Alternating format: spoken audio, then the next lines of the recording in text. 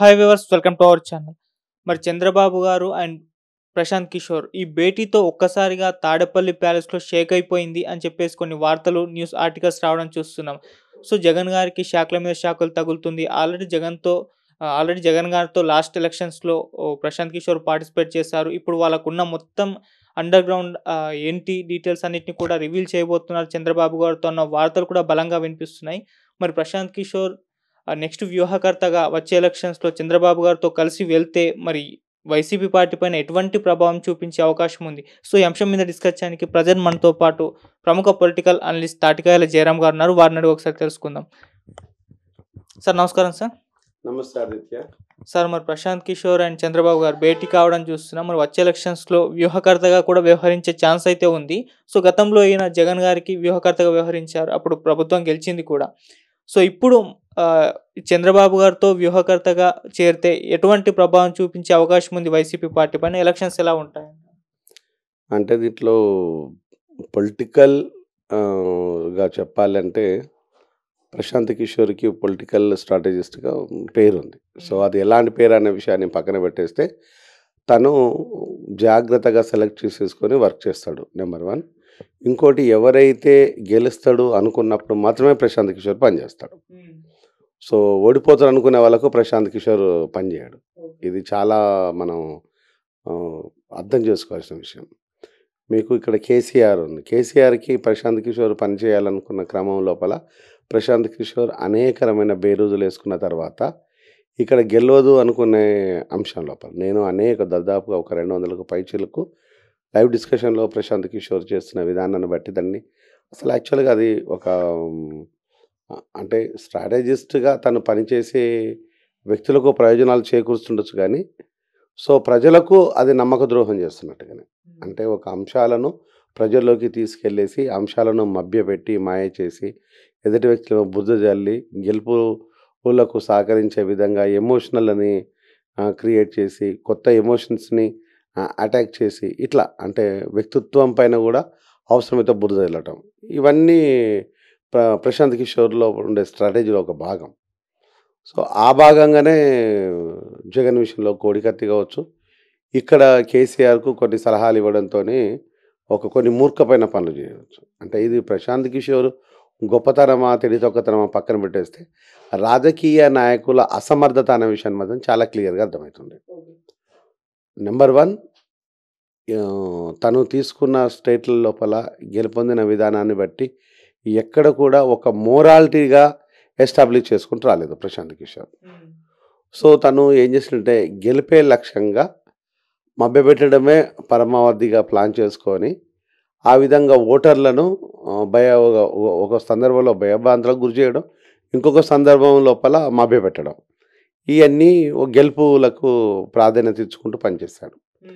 So అది ప్రశాంత్ కిషోర్కు ఒక political స్ట్రాటజీగా తనకు అది నైతికత అయి ఉండొచ్చు, తను చేయడంలో కరెక్టే అయి ఉండొచ్చు, అది తనకు సంబంధించిన కరెక్టే అనుకుందాం. కానీ రాజకీయ నాయకులు దాన్ని ఆహ్వానించి పని చేసుకోవడం లోపల వీళ్లకు ప్రజల్లో ఉండే వ్యక్తిత్వం ఉండదా అనేది ఒక డౌట్ వస్తుంది. అంటే ప్రధానంగా మనం అబ్జర్వ్ చేయాల్సిందంటే కేసీఆర్ పెట్టుకున్నాడు. కేసీఆర్ ఏమంటాడు, నేనే తోపును తురుంకాను నాకంటే గొప్పోడు ఎవరు లేడు అని. అంటే ఉద్యమ నేపథ్యంలో ఉండే కేసీఆర్ వేరు, ఫక్తు రాజకీయ పార్టీ అయిన తర్వాత చూసిన కేసీఆర్ వేరు.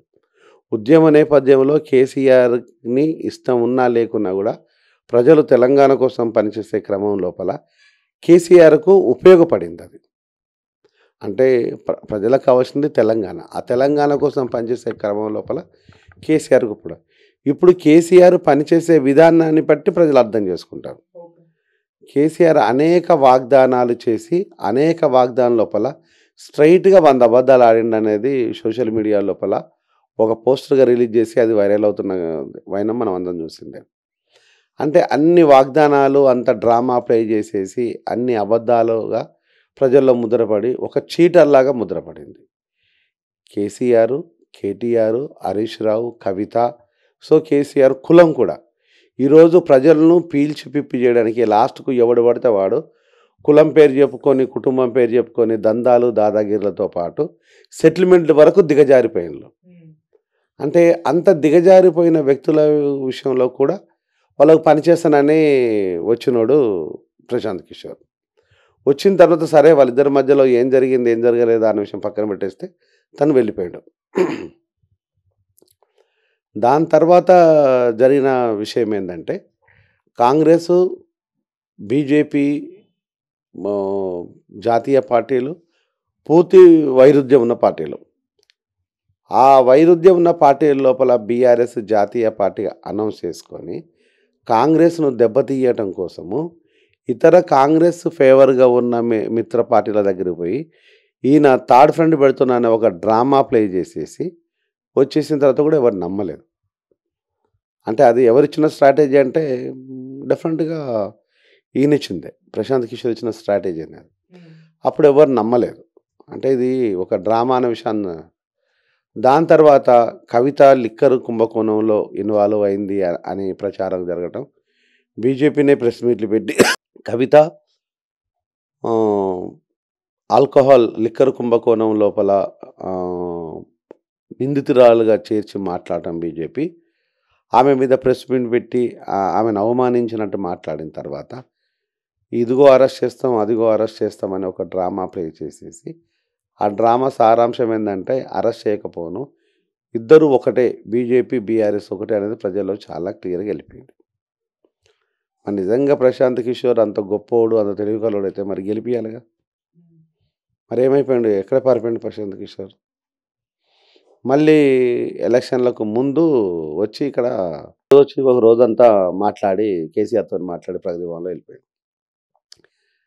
అంటే నేను చెప్పాల్సింది ఏంటంటే ఈరోజు ఈ వైరుధ్యాన్ని చూసిన తర్వాత ఇంతకుముందు జగన్మోహన్ రెడ్డికి చేసిన కోడికత్తి విషయంలో కావచ్చు, షర్మిలమ్మ విషయం లోపల కొన్ని కామెంట్లు రావటం, షర్మిలమ్మను దూషించే విధంగా తెలుగుదేశం పార్టీ నాయకులు మాట్లాడటం, అదందరం బాధపడ్డాం. షర్మిలమ్మ విషయంలో మాట్లాడటం మాత్రం ఎవడు మాట్లాడినా తప్పే. సో షర్మిలమ్మను దూషించడము, షర్మిలమ్మను అట్లా మాట్లాడటం, పర్సనల్గా మాట్లాడటం ఎవరు మాట్లాడినా తప్పే. షర్మిలమ్మ కాదు, ఆడపిల్లలు కవిత కావచ్చు, షర్మిల కావచ్చు, ఎవరి గురించి మాట్లాడినా తప్పే. ఇక ఆ విషయం పక్కన పెట్టేస్తే సో అప్పుడు గెలవగలిగిండు ఈయన జగన్మోహన్ రెడ్డి. మళ్ళీ జగన్మోహన్ రెడ్డి మీద లాస్ట్ ఇయర్ అనుకుంటాను ఐఎమ్ సీయింగ్ ఇద్దరి మధ్యలో ఏదో సమ్ డిస్ప్యూట్ వచ్చిందని అది పేపర్లోనే చూసాం. జగన్మోహన్ రెడ్డికి ప్లస్ ప్రశాంత్ కిషోర్కి. ఈసారి ప్రశాంత్ కిషోర్ ఐప్యాక్ జగన్మోహన్ రెడ్డి పనిచేయటం లేదు అని. చంద్రబాబు నాయుడు గారు రాజకీయ దురంధుడు, తన ఎక్స్పీరియన్స్ ఉన్న వ్యక్తి, రాజకీయంగా ఏదైనా చక్రం తిప్పుతాడు, స్టేట్ సెంట్రల్ అనేది ఒక పేరుంది. తను హైటెక్ లీడర్ లాగా, హైటెక్ సీఎం లాగా పేరు వచ్చింది.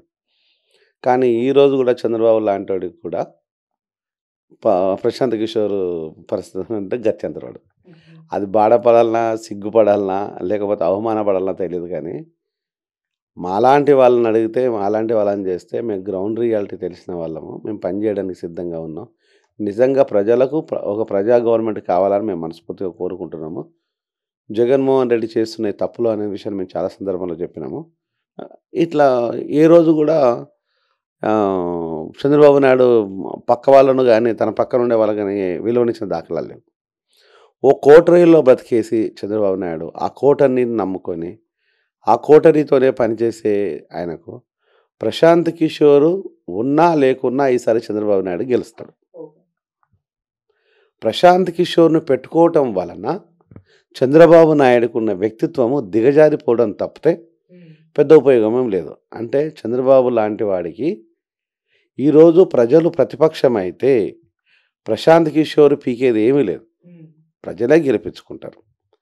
చంద్రబాబు నాయుడును ఈరోజు డెఫినెట్గా గెలిపించుకుంటారు. ఎందుకంటే ప్రజలు జగన్మోహన్ రెడ్డికి వ్యతిరేకంగా మారడానికి గల కారణం ఏంటి అంటే అక్కడ అనేక ఇబ్బందులు ఉన్నాయి, కళ్ళ ముందు కనిపిస్తున్నాయి. దాన్ని మాయ చేసి, మంత్రం చేసి కులాలకు, మతాలకు, లేదా సుధాకర్ విషయం లోపల జరిగిన ఇబ్బందులు కావచ్చు, కరోనా విషయం లోపల డాక్టర్ సుధాకర్ చనిపోయిన విధానం కావచ్చు, ఇక్కడ అనేక తప్పిదాలు కొన్ని జరిగిపోయాయి.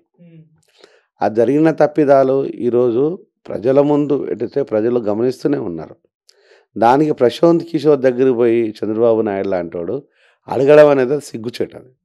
నేను మనస్ఫూర్తిగా చెప్తున్నాను.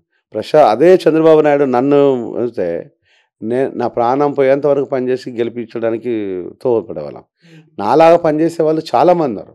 వాళ్ళను వెతుక్కోకుండా నువ్వు ఎవరినో నమ్ముకున్నావంటే నీ వ్యక్తిత్వాన్ని ఆయనే డ్యామేజ్ చేసుకున్నట్టు. సో ఇప్పుడు అంటే రానున్న రోజులలో రాజకీయ నాయకులు వాళ్ళకుండే వ్యక్తిత్వాన్ని, రాజకీయాన్ని, ప్రజల అంశాలను మర్చిపోయి స్ట్రాటజిస్టుల అవసరం ఏర్పడిందంటే వీళ్ళు ఒకటి వచ్చేసేమో రాజకీయంగా చేతగాంతనం, రెండవది వచ్చేసేమో జనాల్ని మభ్యపెట్టి ఓటు తీసుకోవాలనుకోవడం, మూడవది వచ్చేసేమో వీళ్ళకు వీళ్ళే నిస్సహాయ స్థితిలో ఉండి ఇంకొకరి దగ్గరికి మోకరిల్లితే తప్పితే అధికారం కోసం మోకరిల్లటం అనేది ఉంటుంది. సో ఈ 3 అంశాలను ఇక్కడ చాలా క్లియర్గా కనిపిస్తున్నాయి. ప్రశాంత్ కిషోర్ లాంటి వ్యక్తిని ఎంటర్టైన్ చేయడం అంటే సో చంద్రబాబు నాయుడు దిగజారినట్టే తప్పితే ఇంకోటి. అదే ప్రజలు నమ్ముకొని ప్రజా అవసరాలు తీర్చినట్టు అయితే చంద్రబాబు దేవుడిగా మారుతాడు. ప్రశాంత్ కిషోర్లా నమ్ముకుంటే చంద్రబాబు జగన్ లాగానే ఇంకొక దయ్యంలాగా ఉంటాడు తప్పితే రాజకీయ నాయకుడిగా పనికిరాడు అన్నది నా సిన్సియర్ అడ్వైస్. చంద్రబాబు నాయుడికి నిజంగా కనుక రాజకీయంగా ఎదుగుదల కావాలనుకుంటే మాతోని పనిచేస్తే మేము అంతకంటే గొప్పగా పనిచేస్తాం. అట్లాంటి పక్కన పెట్టేసి ఎవరినో నమ్ముకొని తీసుకొచ్చేసి నువ్వు జగన్ చేసిన డ్రామాని నువ్వు ప్లే చేస్తావంటే జగన్కు నీకు పెద్ద తేడా లేదన్నది నా సిన్సియర్ అడ్వైస్.